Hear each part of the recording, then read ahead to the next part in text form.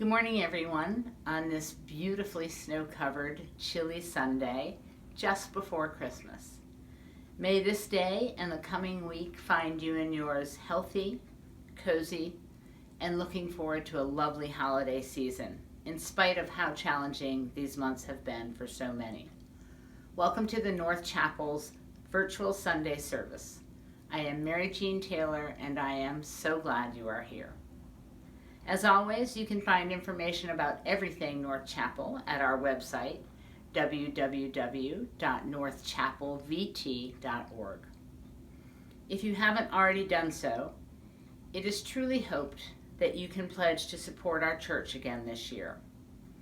Your gifts are always precious to the North Chapel, so please do give as you are able. And if possible, this year, our Board of Trustees has asked that we try to increase our pledges by 10%. Thank you, thank you. I miss you ever so much. I miss all the goodness that happens under the roof of our church. And this weekend, that would normally include the annual concert gifted to us by Eugene Friesen and Elizabeth Rogers.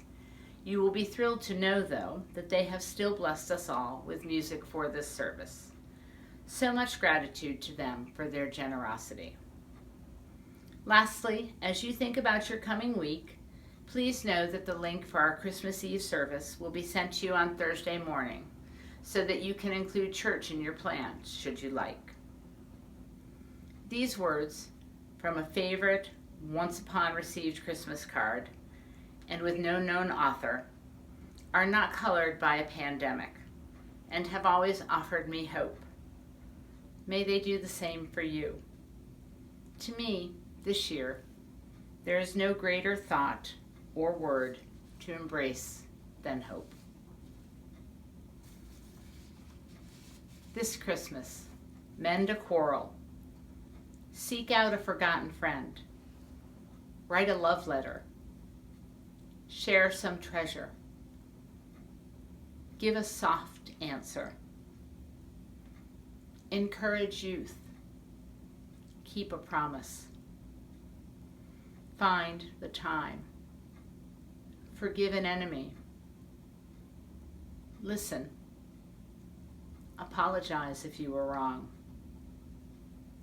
think first of someone else, be kind and gentle, laugh a little more.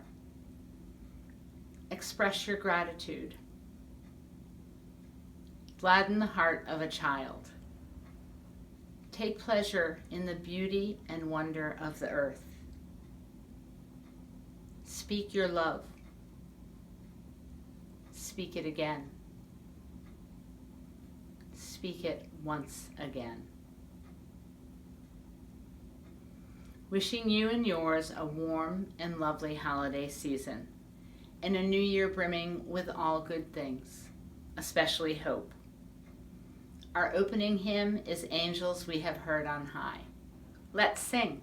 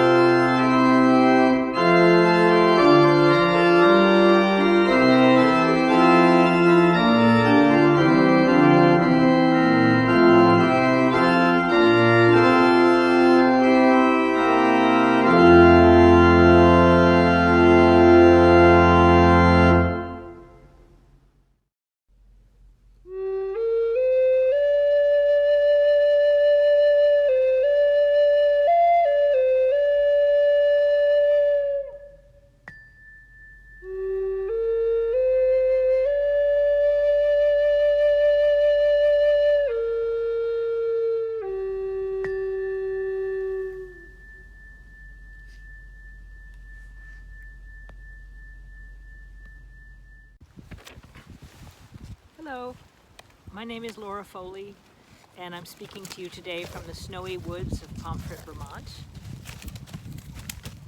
And it is feeling a bit Christmassy with the snow, and Christmas is coming up very soon.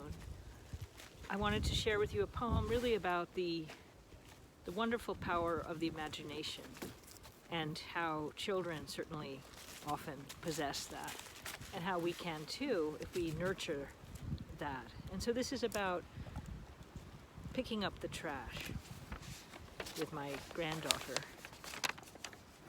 Like a reindeer, the 2-year-old resists my hand, walks on her own down the steep drive, kicks a lump of snow she calls rock.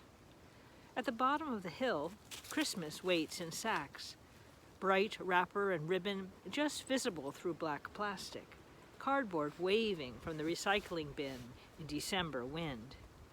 A truck rumbles up just in time for us, and she calls happily to Santa Claus, who jumps out and waves back as he loads the trash into his noisy sleigh.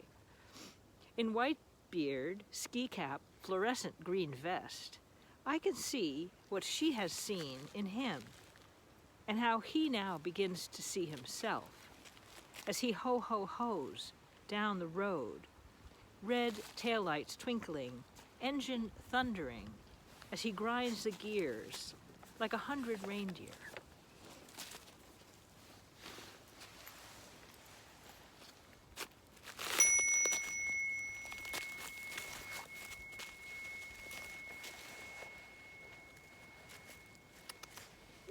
Look.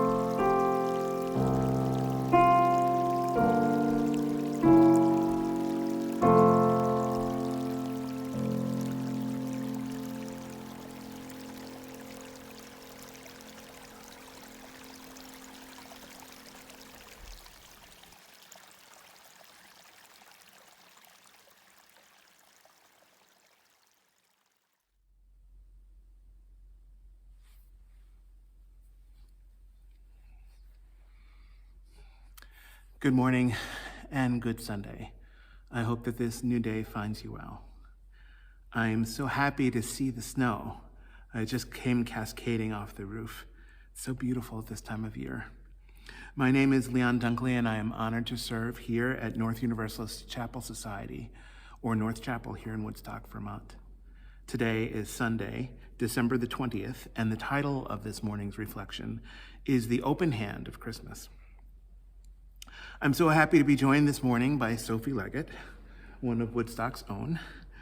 Sophie graduated from Woodstock Union High School just last year and is home after her first semester in college. What a challenging year this has been. She and I have had the good opportunity to become friends, and I'm so happy that she was willing to join us this morning as we head into this holiday weekend. I would like to invite her up, if she would, to start us off and to get us started this morning. It's so good to be together. Blessings. Sophie, would you come?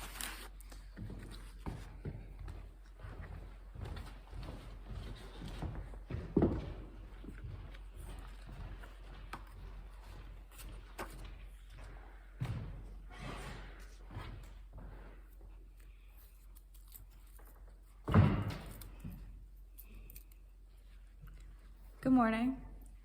My name's Sophie, as Leon said, and I moved to Woodstock a couple of years ago, and I found the wonderful community here at the UU. I know I tend not to be very talkative, but I do go to coffee hour to get a donut to go for my walk home. And I do feel very welcome here, and I really miss walking down the hill every Sunday to be here. I met Leon at a school event. When I moved here, I was helping with the Martin Luther King Jr. Celebration Day, and we've obviously connected. And I spoke a bit for the Christmas Eve service last year, but as you know, a lot has changed since then.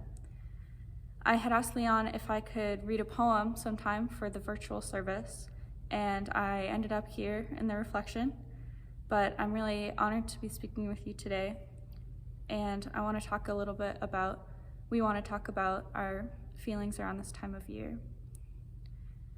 My family keeps our Christmas decorations in these big plastic bins in the basement, and after Thanksgiving, we're allowed to get our dad's help and go and haul them upstairs and open the lids to decorate. And the first thing that we look for is the homemade Christmas CD titled Xmas Mix. We don't have a CD player anymore, but we used to put it in before we start decorating, and the first song on that CD is my very favorite Christmas song, and it starts, "Maybe this Christmas will mean something more. Maybe this year love will appear deeper than ever before." And I can remember for recent years thinking that, of course, this Christmas, this one will mean something more, like the song said, and I don't know exactly what I wanted it to mean or how. How do we make meaning out of holidays, especially in a time like this? More than ever, I think we need those intangible things that we associate with Christmas: hope, joy, and love and peace, especially in this dark at 4:15 winter.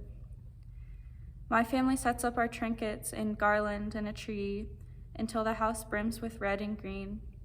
We light candles and fluff pillows, and it's chaotic and joyful. In primitive religions, humans would pile up stones and sticks and regard them as holy. Greeks and Romans built statues of their beloved gods. Indigenous people often hold ceremonies around fires. And in my family, we hang ornaments that my dad made as a kid. We look for those abstracts, like peace and love, and we build bridges between the spiritual elements in our physical lives, and when we hang decorations or light candles. We build our own altars, and we make our space sacred so that we may invite these things like peace and love in as guests. My brothers and I always woke up on Christmas morning way before the sun and way before my parents. We weren't allowed to wake our parents up or open presents without them, but we were allowed to open stockings. We'd sit on the floor with the long socks that my mom knit for us. They each have our name on them. And we'd pull out little lip gloss or hats or chocolates. And each of our pets had a stocking, and they usually got a new chew toy or a treat. And one of them sometimes got coal. Once my parents wake up and make coffee, we're allowed to open what's under the tree, but there are rules. It has to be one present at a time, and you can't go get your own present from under the tree. So I would grab one for my brother, and he would grab one for my dad, and so on. I don't know if this started as a strategy to get us to slow down when opening presents, or if it was supposed to be meaningful. But I find it significant that over and over we went through the action of handing somebody a gift on Christmas. I tend not to remember very clearly a lot of gifts that I've gotten or given, although I know I've gotten more than I deserve. What I do remember are these traditions and the memories, the energy behind the gifts. There are a lot of gifts I would like to give people that I can't fit in a box, like hope and happiness or confidence or a fresh start. I would give my friends the knowledge that they are loved, and I would give all of you a feeling of community. The song continues. Maybe this Christmas will find us at last in heavenly peace, grateful at least for the love we've been shown in the past. I don't know for sure how this Christmas will find us. One of my brothers won't be here. He's studying in the Dominican Republic. It'll be the first time in my life that we don't go down to see my mom's extended family. For good reason, of course, but which makes my heart heavy. And I think it's more important than ever that we go through with intention and we make our spaces sacred on purpose, whatever that might mean to us. I can't wrap up a feeling of hope, but I can light a candle, and I can wrap up a book that I think my friend would like, and I can make some good cookies. I like to think that we do wrap up some magic, even though we can't see it. I put a little bit of love between pieces of Scotch tape. I hope I can put a feeling of community into my words. If I were to give Leon a gift, one that I can't put under a tree, I think he would be pretty hard to buy for, because he's got an abundance of joy and love and hope and peace already, from what I've seen. But I think we could all probably do with a little extra love right now, and I would like to give Leon the love that this community feels for him. I'd want him to know how much we appreciate him for all he does here. Thank you for listening. As years go on and heads turn gray, how fast the guests do go. Touch hands with those that stay. Strong hands to weak, Old hands to young. all around the Christmas board, touch hands.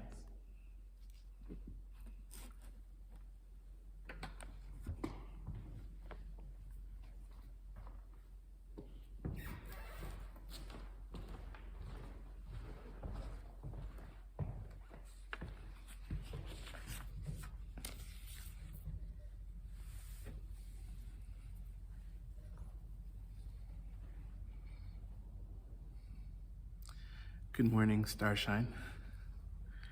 I shouldn't have looked at it just now. I can't read my writing. My family kept our Christmas decorations in a big cardboard box downstairs in the basement, and sometime after Thanksgiving, my dad would go out and buy a Christmas tree and strap it to the roof of the car and tie it down. And we would sometimes go out and get the tree together, but that never became a ritual for us. There was always something beautifully normal about our holidays. In the Dunkley family, our decorations were never garish. It got pretty garish in New Jersey. One ritual that we had, most definitely, although it was a casual ritual, was to drive through one of the neighborhoods that was about 2 miles east of where we lived. there was this house that spent a fortune and an enormous amount of time every year to put up outdoor Christmas decorations of every conceivable kind. There was a classic Santa and the reindeer as the centerpiece in the front lawn that was required. That was there every year. Sometimes there was another Santa and his reindeer in the process of landing on the roof. That was sort of an active decoration. There was action in it. It wasn't moving, of course, but your mind lent it that quality. And there were blow-up candy canes that were internally lit, and there were inflatable snowmen and snowwomen and snow children that were lit by tiny little floodlights outside. There was a fake present wrapped up in green and red plastic Christmas paper. There were wreaths and garlands of angels, and the snow just came tumbling off the roof. I could hear it above. There were wreaths and garlands and angels and magi and lights on every tree. There were lights all along the roof lines of the house and over the front door and the windows and over the garage as well.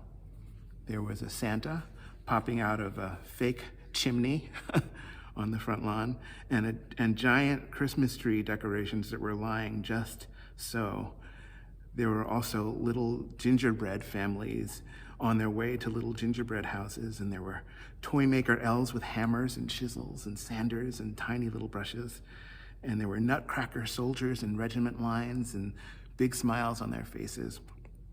There were prancing does and Christmas cats and holiday gift baskets, and of course there was a nativity scene, or two, or sometimes three.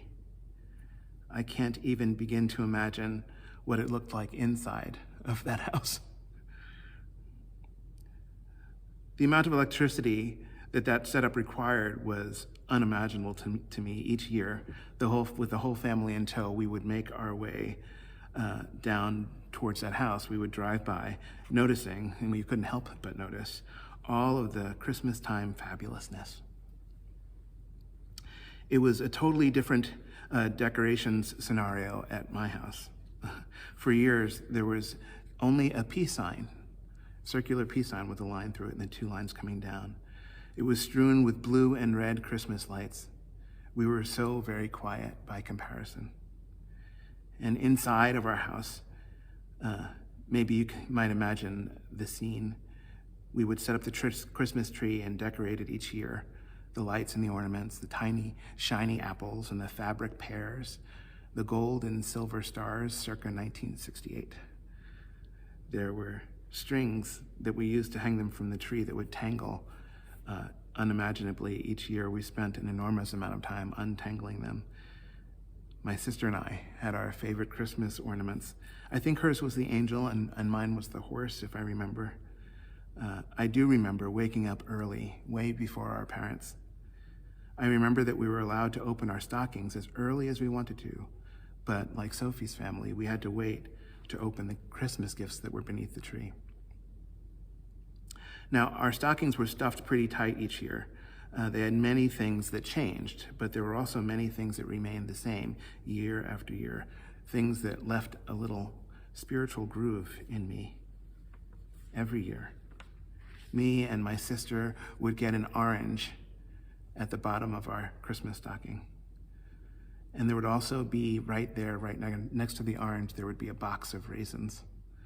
I can't possibly tell you why, but those two gifts were so important to me.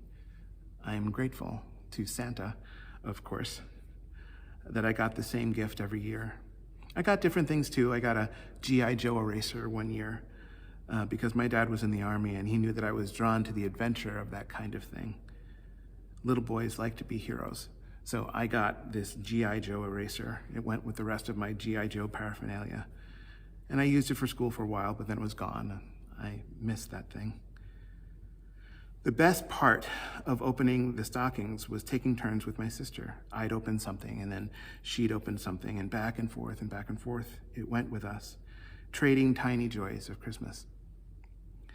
Once the parents were up, we would head over to the Christmas tree and get to the business of opening the rest of the Christmas presents.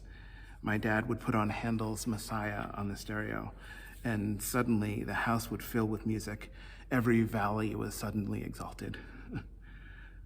He was into it. He would even pretend to conduct the orchestra when it always came out perfectly. When Sophie and I were talking about doing this reflection together, I really admired the story that she told about the giving of gifts.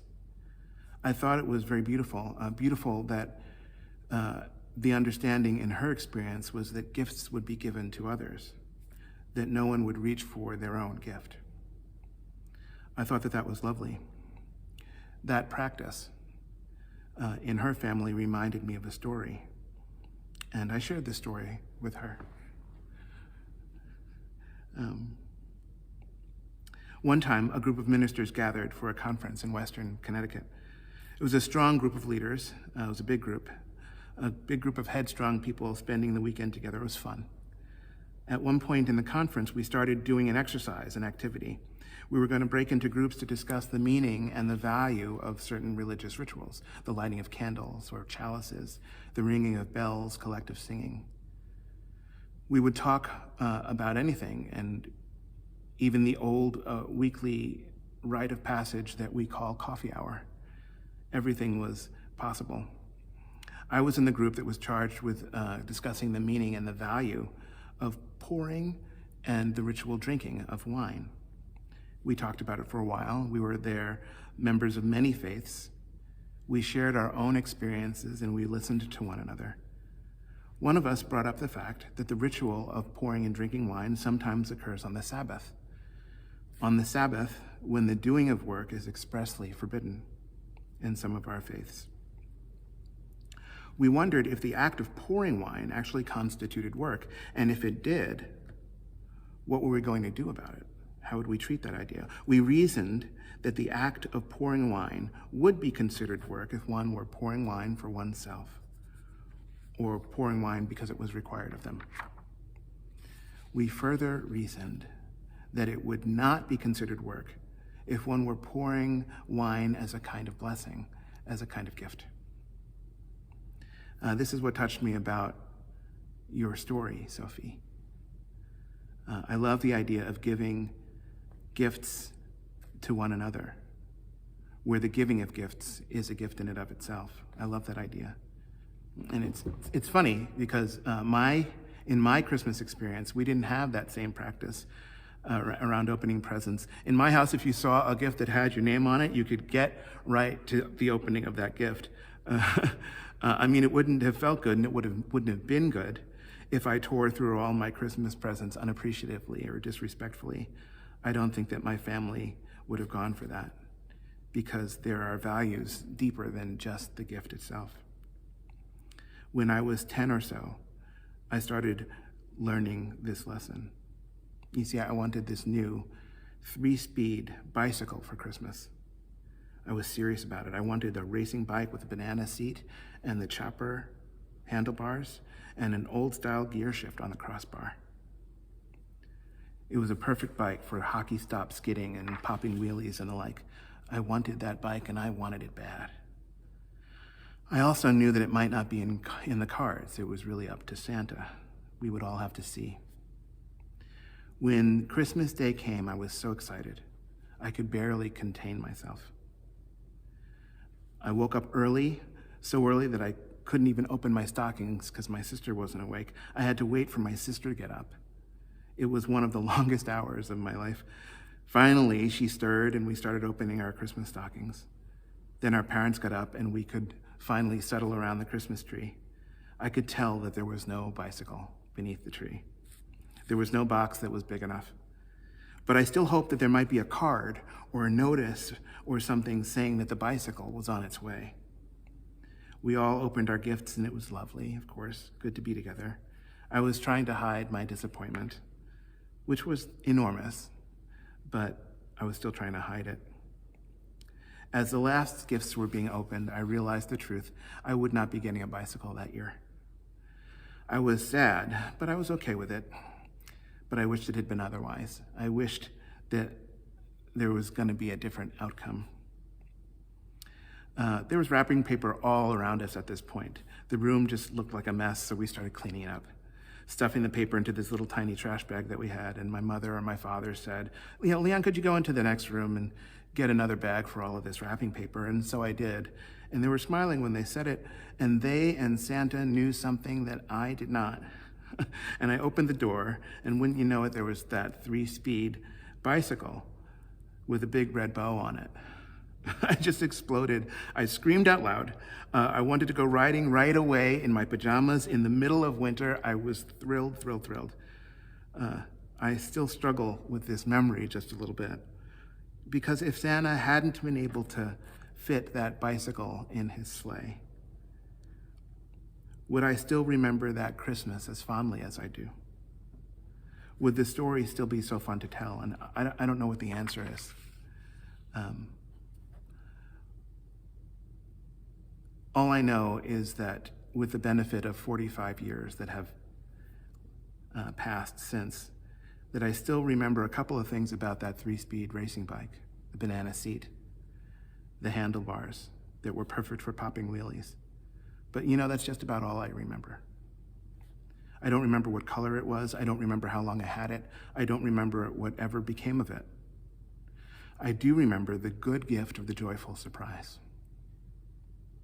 That's what I have chosen to carry with me.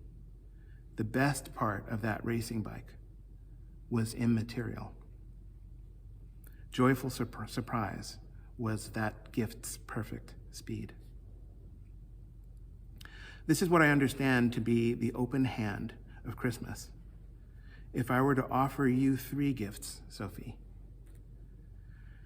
and through you to everyone we know and love, I would offer you kindness because you are so clear-sighted and so perceptive and graceful. You see things, probably both good and bad, but you can balance and you can release what you don't want to carry, and you can choose what you wish to carry with you with kindness.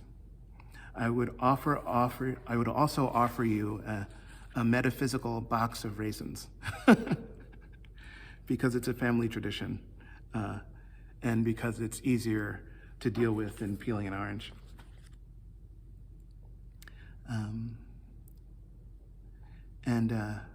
I would also offer you a joyful surprise.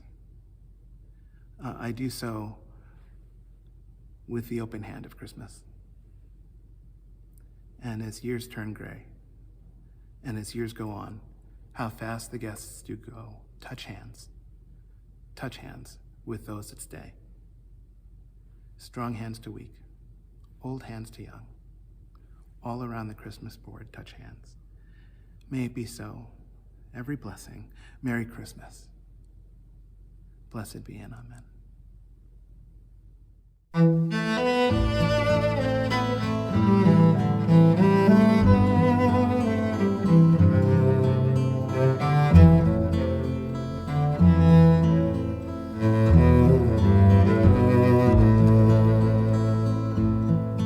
Come by my nice fresh ivy and my holly boughs so green. I have the fairest branches that ever yet were seen. Come buy from me, good people all, and let me haul, I pray. And I wish you a Merry Christmas time and a Happy New Year's Day. Ah, won't you take my ivy, the